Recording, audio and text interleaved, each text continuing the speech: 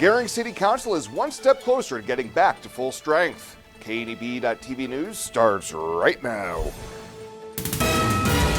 From your trusted source for news in western Nebraska and eastern Wyoming, this is KNEB.TV News. Presented by Platte Valley Companies, premier provider of financial services. Hello, I'm Ryan Murphy. This is KNEB.TV News, powered by Platte Valley Companies. Thanks for joining me. In our top story, members of the Gering City Council Wednesday evening heard from two individuals who expressed an interest in filling a vacancy on the panel.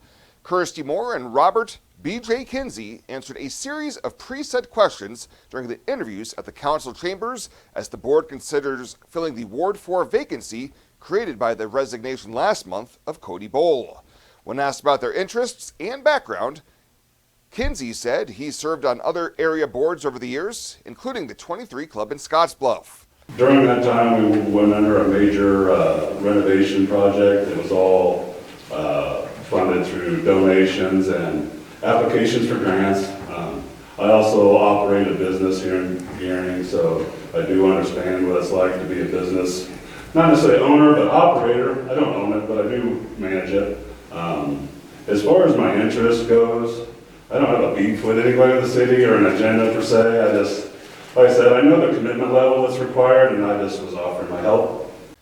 Moore said, as North Platte NRD Special Projects Coordinator, she interacts with the public on a consistent basis, especially the schools.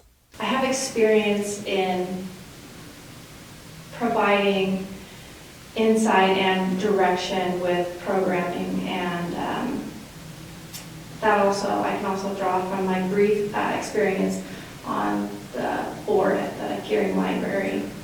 I, at the NRD, and would in this role have a lot of vested interest in the progress in this community.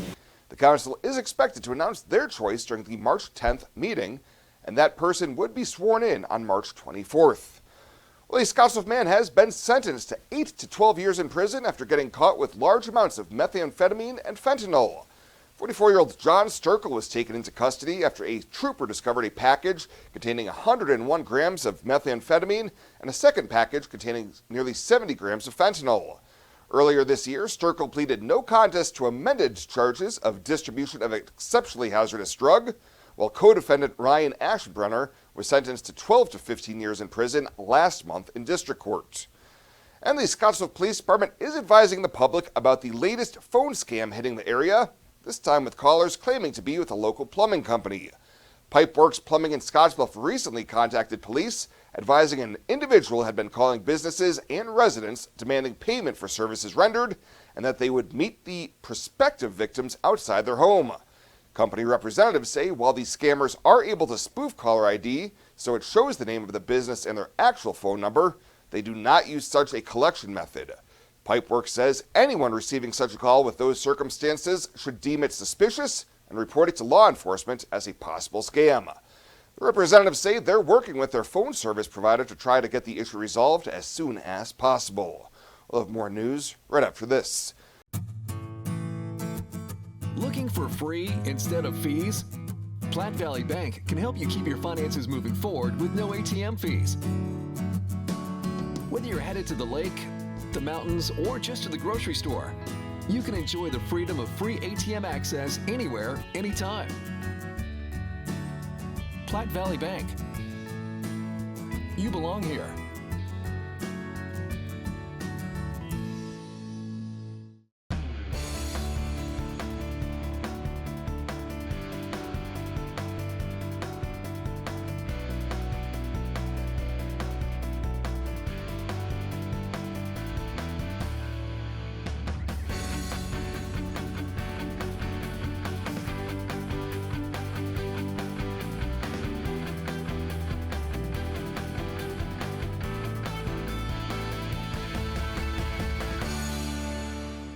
Welcome back. Nebraska Junior U.S. Senator Pete Ricketts says he was pleased with the message President Trump presented to a joint session of Congress this week.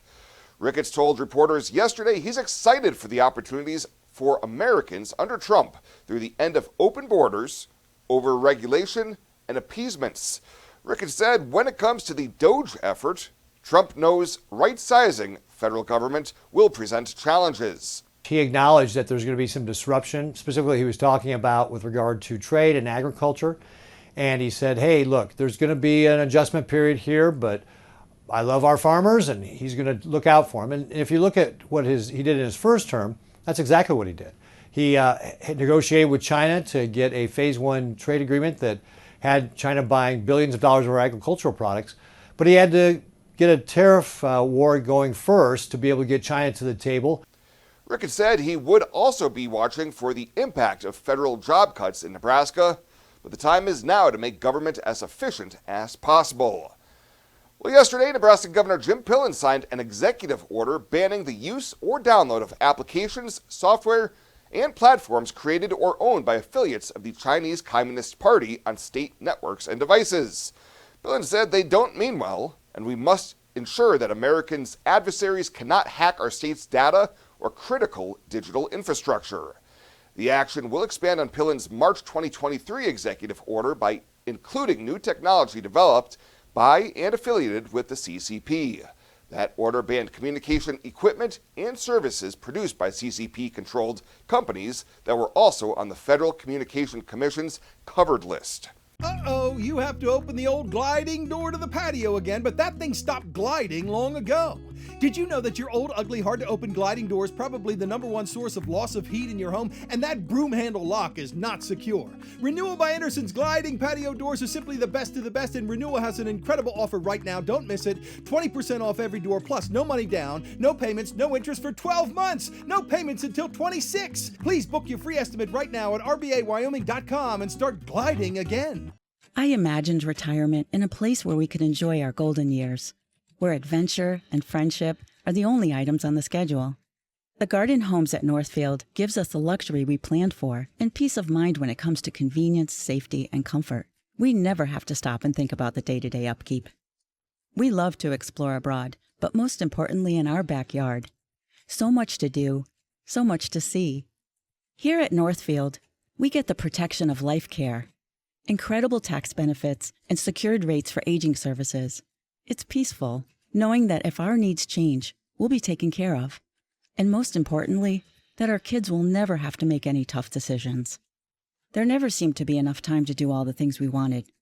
Now we get to focus our energy on enjoying what this community has to offer. At the Garden Homes, life is ours again. A place we had dreamed about. A chance to focus on us.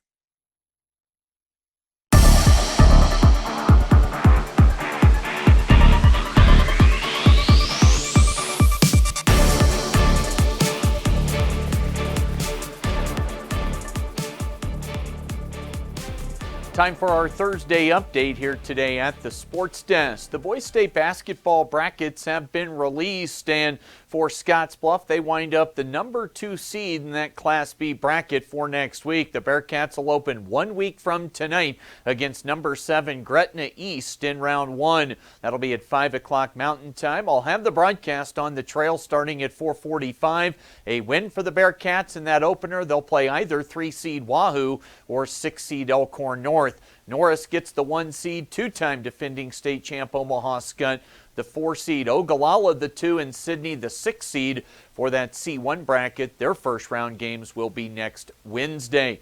In the girls' state tournament yesterday, it was bombs away for Gothenburg. They hit a bunch of threes in that 69-51 win over Bridgeport. Gothenburg's Zoe Beveridge connected on a C1 tournament record 8 trays, and Gothenburg got out to a 20-0 lead in that first quarter. Bridgeport sophomore Olivia Brown finished with a career-high 24 points in the loss. The Bulldogs finished the year at 25-2. Today in Class B, it's the tournament opener for Sydney against Bennington at 2:15 this afternoon.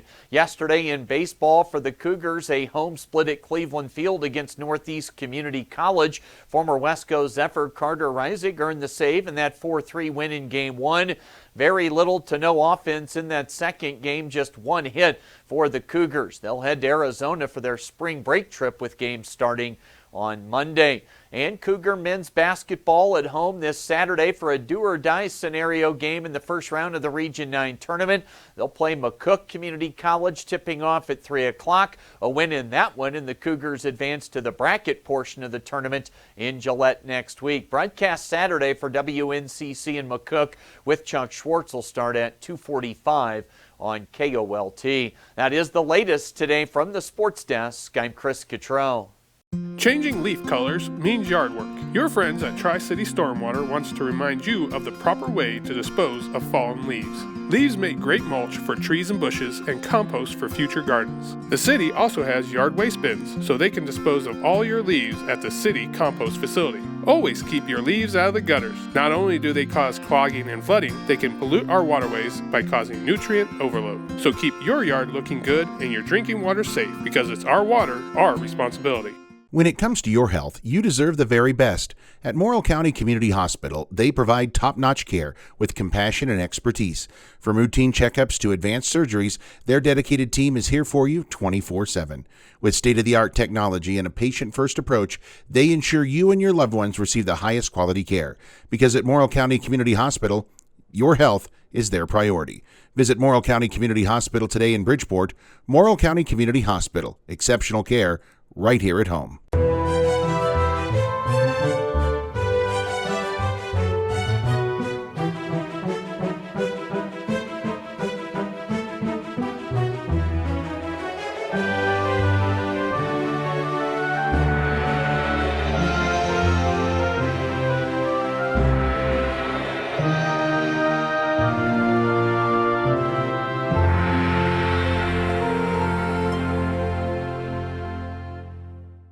Let's take a look at your community calendar, brought to you by Riverstone Bank.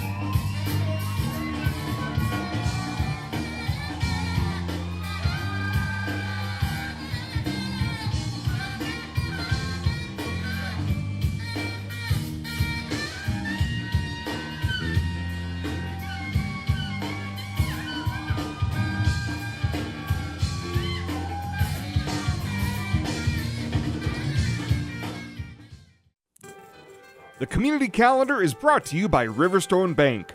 We're local and we love our community.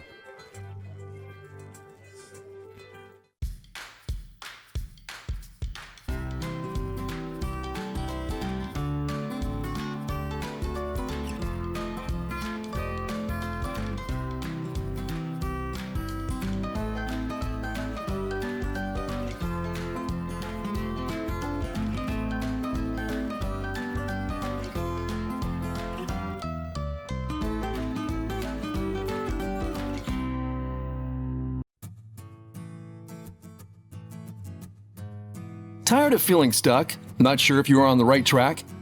Platte Valley Bank can help keep your finances moving forward with checking account options to fit your lifestyle and an online account chooser to make finding the right account easy. Control your financial future with helpful budgeting tools and automatic savings plans. Now is the time to enjoy the ride with Platte Valley Bank. You belong here. And finally tonight, former Nebraska State poet Matt Mason will be in Scottsbluff this weekend for an event brought to you by the Humanities Nebraska and Lead Scottsbluff Public Library. Mason will present a poetry reading and workshop on Saturday at 3 p.m., where he will read a selection of his poetry and host a poetry writing workshop. Aspiring poets and writers of all ages are invited to attend. The program is interactive and will allow time for discussion. Well, that does it for us this time. Thank you so much for tuning in. Stay safe out there. We'll see you here next time.